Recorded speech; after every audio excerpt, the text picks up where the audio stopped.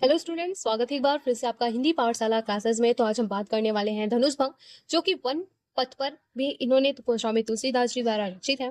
तो सबसे पहले हम धनुष भंग पढ़ेंगे, फिर उसके बाद हम अगले अध्याय में वन पथ पर पढ़ेंगे। ठीक है, जो कि गोस्वामी तुलसीदास जी द्वारा बहुत अच्छी तरीके से रचित है। इसमें धनुष भंग में बताया गया है कि श्री राम जब धनुष तोड़ने जाते हैं, ठीक है, विश्वामित्र के कहने पे, तो वहां पे मंच पे जाते हैं, तो उनका वर्णन किस तरीके से किया है वो हम इसमें पढ़ के हम लोग देखेंगे। ठीक है, बहुत सुंदर तरीके से श्री राम जी का चरित्र किया गया है वर्णन। ठीक है, अब हम बात कर लेंगे इनके जीवन परिचय का। तो गोस्वामी तुलसीदास का मैंने ऑलरेडी अपने यूट्यूब चैनल पे इनका जीवन परिचय डाल दिया है, तो आप लोग जरूर जाके देखिएगा। बहुत ज्यादा अच्छी तरीके से मैंने समझाया हुआ है, बहुत छोटा और संक्षिप्त रूप से है, जिससे कि आप लोग 2 मिनट के वीडियोस देख के उसे याद कर लोगे। ठीक है, इंपॉर्टेंट चीजें मैंने उसमें लिखा हुआ है, जिससे कि आप एग्जाम में बैठो तो अपने तरीके से जोड़ के भी लिख सकते हैं। ठीक है, तो चलिए अब हम देख लेते हैं धनुष भंग, जो कि बहुत ज्यादा इंपॉर्टेंट है। यहाँ पे आपको 24 काव्य आप लोग को पढ़ने पड़ेंगे। ठीक है, तो 24 आप लोग को पढ़ने पड़ेंगे, तो आप लोग लास्ट तक जरूर जुड़े रहेगा। मैं बहुत अच्छे तरीके से एक्सप्लेन करूंगी, आप लोग बस आप लोग को सुनना है और इस वीडियो को देखना है। वीडियो की क्वालिटी थोड़ी बढ़ा लीजिएगा, जिससे कि आप लोग को अच्छी तरीके से दिखेगा, वरना 144 पे आप लोग देखोगे तो आप लोग को अच्छी तरीके से नहीं दिखेगा। ठीक है, तो चलिए वीडियो की क्वालिटी को बढ़ाते हैं और वीडियो को हम शुरू करते हैं। ठीक है, तो चलिए हम देख लेते हैं।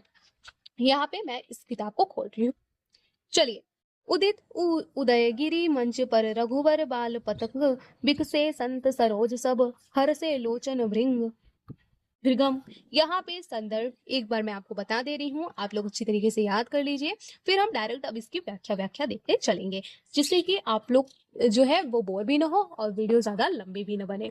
ठीक है, तो चलिए हम देख लेते हैं यहाँ पे। तो यहाँ पे सबसे पहले हम इसका क्या देखेंगे, संदर्भ देखेंगे। ठीक है, क्या देखेंगे इसका, सबसे पहले हम संदर्भ देखेंगे। तो प्रस्तुत दोहा हमारी पाठ्य पुस्तक के काव्य खंड के धनुष भंग शीर्षक से उत्कृत है। यह कवि गोस्वामी तुलसीदास द्वारा रचित श्री रामचरितमानस के बालकांड से लिया गया है। ठीक है, ये चीजें आप लोग को समझ में आ गई। अब हम बात कर लेते हैं इसकी व्याख्या की। व्याख्या आप लोग को ध्यान से सुनना है, जिससे कि आप लोग को एक ही बार याद हो जाए।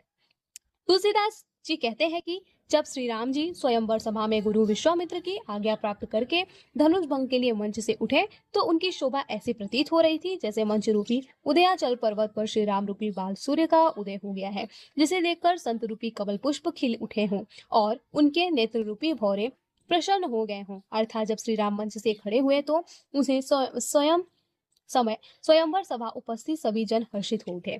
तो यहाँ पे मैंने आपको पहले ही बता दिया था कि यहाँ पे तुलसीदास जी हैं, जो राम जी की व्याख्या कर रहे हैं कि वो जब मंच पे जाते हैं धनुष तोड़ने, तो उनकी कितनी सुंदर यहाँ पे व्याख्या की गई है, जैसे कि कमल पुष्प खिल उठे हों और उनकी नेत्र रूपी भौरे प्रसन्न हो गई हों। अर्थात जब श्री राम मंच से खड़े हुए तो उस समय स्वयंवर सभा में उपस्थित सभी लोग खुश हो गए, ऐसा प्रतीत हो रहा था। ठीक है, अब हम दूसरा पद्यांश देख लेते हैं। दूसरा पद्यांश भी बहुत ज्यादा इंपॉर्टेंट है, पहला पद्यांश भी इंपॉर्टेंट था और दूसरा पद्यांश भी हम लोग देख लेते हैं। निपन केरी आशा निसी, नासी बचन नखत अवली, न प्रकसी मानी महिष कुमुद, संकुचाने कपटी भूल उलु, लुकाने भय विशोक, कोक मुनि देवा, बरसही सुमन जान वही सेवा, गुरुपद बंदी सहित अनुरागा, राम मनि सन आयुष मांगा। ये 2019 में आप लोग को देखने को मिला होगा। ठीक है, अगर आप प्रीवियस ईयर पेपर सॉल्व कर रहे हैं तो ये 2019 में आया हुआ था। ठीक है, अब हम संदर्भ वही पूर्व रहेगा, अब हम इसकी डायरेक्ट व्याख्या जानेंगे। ठीक है, व्याख्या हम देख लेते हैं। तो यहाँ पे व्याख्या है, कवि कहते हैं, क्या कहते हैं कवि, यहाँ पे हम लोग को ध्यान से देखना है कि जब श्री राम धनुष भंग के लिए मंच से उठे तो स्वयंवर सभा में उपस्थित राजाओं की सीता को प्राप्त करने की मनोकामना नष्ट हो गई। तो यहाँ पे कवि कहते हैं, तुलसीदास जी कहते हैं, जब श्री राम धनुष तोड़ने के लिए वहां पे जाते हैं मंच पे, तो जो बाकी सब राजाएं बैठे हुए थे, उनकी सीता जी को पाने की चाह जो थी वो सब नष्ट हो गई, वो सब विफल हो गई। ठीक है, तथा उनके वचन रूपी तारों समूह चमकना बंद हो गया, अर्थात वे सभी लोग मौन हो गए, मतलब जो राजा लोग थे वो लोग एकदम शांत हो गए। वहां जो अभिमानी कुमुद रूपी राजा थे वो संकुचाने लगे, श्री राम रूपी सूर्य को देखकर मुरझा गए और कपटी रूपी उल्लू की तरह छिप गए। जिस प्रकार रात होने की चकवाचकी अपने बिछो के कारण शोक में डूब जाते हैं, उसी प्रकार सभा में उपस्थित मुनि देवता भी चकवा रूपी शोक में डूबे हुए थे, परंतु श्री राम की तत्परता देख उनका दुख समाप्त हो गया। अब राम और सीता के संयोग की बांधा समाप्त हो गई। श्री राम को देखकर सभा में उपस्थित समस्त जन फूल की वर्षा कर रहे हैं। इसी बीच श्री राम अपने गुरु विश्वामित्र के चरणों की प्रेम रूपी वंदना कर अन्य सभी मुनियों से धनु तो भंग करने की अनुमति मांगते हैं। ठीक है, यहाँ पे ये चीजें बताया गया है। अब आगे हम देख लेंगे। आगे हमारा तीसरा पद्यांश आप लोग को आई होप ध्यान से समझ रहे होंगे, समझ में भी आ रहा होगा। ठीक है। सहजति चले संकल जग, स्वामी मंत मंजूर, मर कुंजर गावी, चलत राम सब पूर, नर नारी पुलक, पूरी तर भय सुखारी, बंदी पीतर सुर सुकृत, संभारे जो कुछ पुण्य प्रभाव हमारे, तो शिव धनु मृणाल किनाई, तो रहु राम गणेश गोसाई। ये 2019 में आया हुआ था। ठीक है, फिर से मैं आप लोग को बता दे रही हूँ, बहुत ज्यादा इंपॉर्टेंट है, आप लोग इसे जरूर देखिएगा। आगे हम पढ़ते हैं इसकी व्याख्या। चलिए अब हम जानते हैं इसकी व्याख्या। संपूर्ण जगत के स्वामी श्री राम बटे गुरु विश्वामित्र जी के चरणों को वंदना कर अन्य मुनियों की आज्ञा प्राप्त कर सुंदर मत वाले हाथी की भांति मस्त चाल में धनुष की ओर स्वाभाविक रूप से बढ़ रहे हैं। श्री राम के धनुष की ओर बढ़ते ही जनकपुरी के सभी नर नारी सुख का अनुभव करते हुए आनंदित हो उठे, जिससे उनका शरीर रोमांच से भर गया। जनकपुरी के नर नारियों ने अपने पूर्वजों देवताओं की वंदना करने, अपने पुण्यों का स्मरण करते हुए हमारे द्वारा किए गए पुण्य का तनिक भी प्रभाव हो तो गणेश गोसाई श्री राम इस धनुष को कमल की नाल के समान सहज ही तोड़ दे। अब वहां पे जितने भी नर नारी थे वो सब यही कह रहे थे कि भगवान जी जितने भी मैंने पुण्य किए हैं, काश वो पुण्य भी लग जाए और श्री राम इस धनुष को कमल की नाल की तरह तोड़ डाले। ठीक है, यहाँ पे ये चीजें बताया गया है कि श्री राम को धनुष तोड़ने की लोग वहां पे बहुत खुश हुए। ठीक है, अब चलिए हम नेक्स्ट देख लेते हैं। यहाँ पे आप लोग इसको ध्यान से देखिएगा। ठीक है, वीडियो थोड़ी सी लंबी जरूर हो जाएगी, बट आप लोग क्या करोगे, वीडियो के लास्ट तक जरूर जुड़े रहोगे। ठीक है, यहाँ पे चलिए अब शुरू करते हैं। राम ही प्रेम समेत लखी, सखी समीप बुलाए, सीता मातु स्नेह बस वचन कही बिलखाए। यहाँ पे श्री राम अत्यंत सुंदर व कोमल रूप वाले, अतः सीता जी माता वात्सल्य प्रेम से उन्हें देखते हुए श्री राम को कोमलता अत्यंत मुग्ध हो गई। वह अपनी सखियों को अपने पास बुलाकर स्नेहपूर्ण विलप करती हुई कहने लगी, उनकी मनोकामना भी यही है कि सीता जी का विवाह राम के साथ हो जाए। परंतु श्री राम की कोमलता को देखकर उनका मन व्याकुल है कि जब इतने अत्यंत सुरवीर राजा इस धनुष को हिला तक नहीं पाए तो यह कोमल बालक कैसे तोड़ेगा। इस संदेह के कारण सीता जी की माता भावुक होती तथा राम और सीता दोनों के स्नेह में अपनी सखियों के मन की व्यथा कहने लगी। ठीक है, यहाँ पे बताया गया है कि सीता माता की जो माता थी वो अपनी सखियों को बुलाकर कहने लगी, जब इतने बड़े बड़े राजा आए और नहीं तोड़ पाए तो ये कोमल सा बालक क्या ही इस धनुष को हिला पाएगा। ठीक है, यहाँ पे आप लोग समझ लीजिए। अब पांचवा आ जाता है हमारा। पांचवा इस तरीके से हम देखते हैं। सखी सब कतोगुल देखने आ रे, जो कहावत हेतु हमारे, को न बुझाई कहियु गुरु पाही, ए बालक असिहट भली भाई, रावण बाण छुई नहीं चापा, हार सकल भूप करी दापा, सो धनु राजकुंवर कर देही, बाल मराल की मंदर लेही। ये 2000 यहाँ पे 15 में आया हुआ था। ठीक है, बहुत ज्यादा इंपॉर्टेंट है। चलिए इसको हम देखते हैं। सीता जी की माता अपनी सखियों से कहती हैं कि हे सखी, जो लोग हमारे हितैषी कहलाते हैं वे तमाशा देखने वाले हैं। क्या इनमें से कोई भी राम गुरु विश्वामित्र को समझाने के लिए जाएगा कि राम अभी बालक है, इस धनुष को तोड़ने के लिए हट जीत करना अच्छी नहीं है, अर्थात इस धनुष को बड़े बड़े योद्धा नहीं हिला पाए। धनुष को तोड़ने के लिए विश्वामित्र की आज्ञा देना और राम की आज्ञा मानकर चल देना तमाशे जैसा नहीं है। यह मेरी पुत्री है, स्वयंवर है, खेल नहीं है। फिर भी इन्हें कोई नहीं समझाया। इस धनुष की कठोरता के कारण रावण और बरसासुर जैसे वीर योद्धाओं इसे छू तक नहीं। सभी राजाओं का धनुष तोड़ने का घमंड टूट चुका है, अर्थात सभी अपनी हार मान चुके हैं, तो धनुष तोड़ने के लिए राजकुमार के हाथों में क्यों दे दिया। कोई इन्हें समझाता क्यों नहीं है कि हंस का बच्चा कभी मंदराचाल पहाड़ उठा सकता है, अर्थात शिव जी के जिस धनुष को रावण और बाणासुर जैसे महान शक्तिशाली योद्धा छू नहीं सके, उसे तोड़ने के लिए विश्वामित्र का श्री राम की आज्ञा देना अनुचित है। श्री राम का भी उसे तोड़ने के लिए आगे बढ़ना बलहट ही है।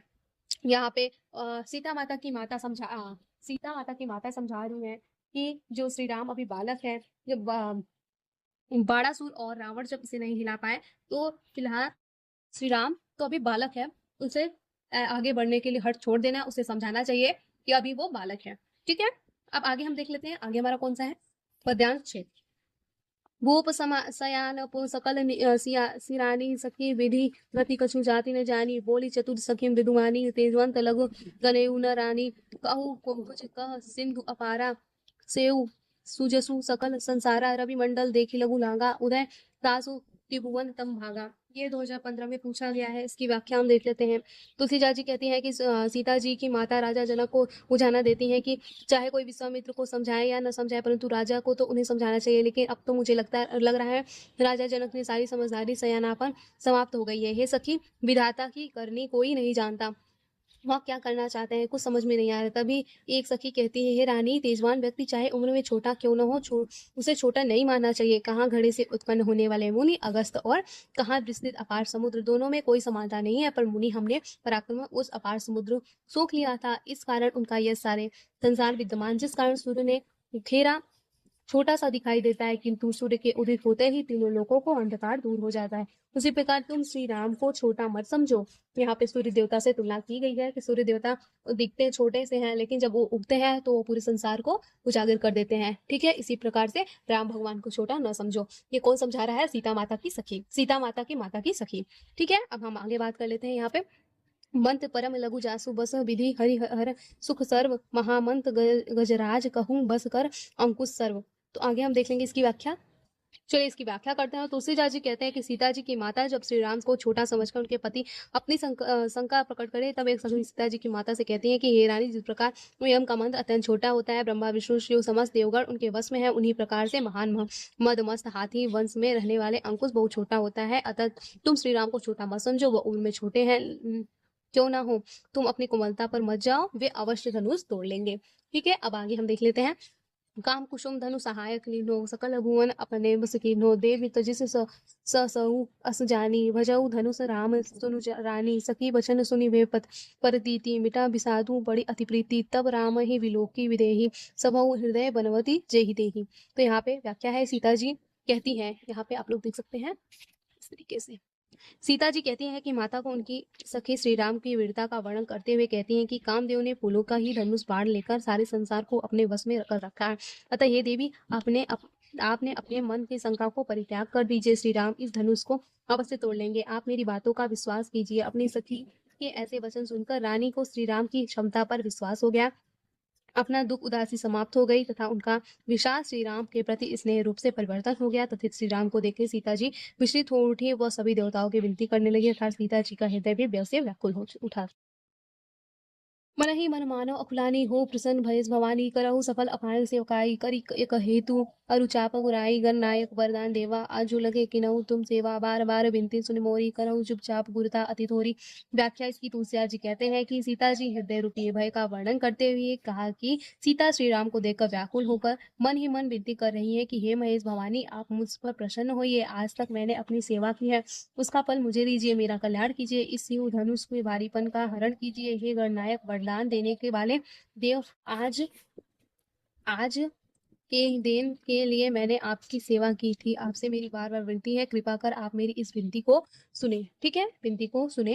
हे गणेश, इस धनुष के भारीपन को अत्यंत कम कर दीजिए। कहने का अभिप्राय है सीता जी सभी देवता गणेश जी श्री राम की सहायता करने के लिए विनती कर रही है। ठीक है, अब आगे हम 10वां लास्ट को देख रहे हैं। देखी देखी रघुबर तन सुर मानव धरि धीर भरे बिलोचन प्रेम जल पुलकावली शरीर। यहाँ पे 10वां है जो कि पार्ट फर्स्ट का ये लास्ट है। ठीक है, अब पार्ट सेकंड में हम देखेंगे 11 से 22 तक हम उसे पढ़ेंगे, जो कि बहुत मजेदार होने वाला है। तो पद्यांश 10 को हम देख लेंगे, फिर पार्ट सेकंड में हम उसे पढ़ेंगे। देखी देखी रघुवीर तन सुरमानो धरि धीर भले भरे विलोचन प्रेम जल पुलकत शरीर। यहाँ संदर्भ वही पूर्व रहेगा। व्याख्या हम देख लेंगे। श्री राम धनुष तोड़ने के लिए मंच पर खड़े हुए, सीता जी उन्हें बार बार देख रही हैं, अर्थात उनके शरीर की निहार रही हैं और धैर्य धारण कर देवताओं को वंचित वर प्राप्त करने के लिए मना रही हैं। उन्हें नेत्रों में प्रेम रूपी आंसू भरे हैं तथा शरीर में रोमांच भर गया है। ठीक है, यहाँ पे आप लोग का और 10 जो है पद्यांश कंप्लीट होता है। अब नेक्स्ट हम देखेंगे 11 जो कि पार्ट सेकंड में देखेंगे। तो आप लोग क्या करोगे, चैनल को फटाफट सब्सक्राइब। तब तक के लिए थैंक यू। आई होप आप लोग को ये वीडियो समझ में आई होगी, पसंद आई होगी। तो मिलते हैं नेक्स्ट वीडियो में, तब तक के लिए थैंक यू, टेक केयर, जय हिंद, जय भारत।